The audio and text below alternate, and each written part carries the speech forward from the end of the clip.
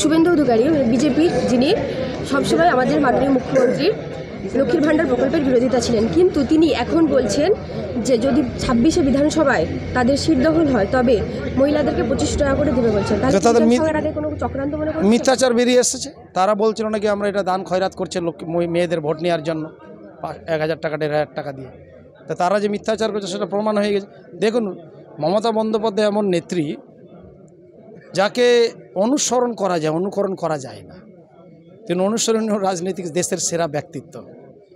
শুভেন্দু অধিকারীরা যেভাবে বিরোধিতা করতে গিয়েছিল, মিথ্যাচার করতে গেছিল, আজকে তাদের মুখেই মিথ্যাটা সত্যি প্রমাণিত হয়েছে যে তারাও অনুসরণ করতে চায়, এটাই বলবো। আর বিরোধী দলনেতাকে কি বলবো, এরা মানসিকভাবে হতাশাগ্রস্ত হয়ে গেছে। শুভেন্দু অধিকারী এও বলছেন যে তৃণমূল কংগ্রেস এসআইআর বিরোধিতা করছে, সেই প্রসঙ্গে রাষ্ট্রপতি শাসনের কথা বারবার বলছে। এটা রাজনৈতিক দেউলিয়াত্মপনার কথাবার্তা।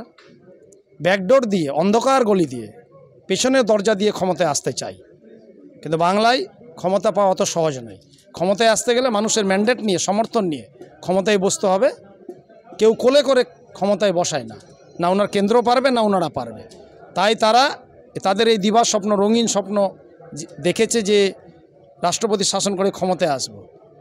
দেশের সেরা হাস্যকর খবর, বাংলার সেরা হাস্যকর খবর, ব্যাকডোর দিয়ে ক্ষমতায় আসা যাবে না। তাদের এই রঙিন স্বপ্ন, দিবা স্বপ্ন কর্পূরের মতো উড়ে যাবে, ক্ষমতায় চিরকাল আসতে পারবে না।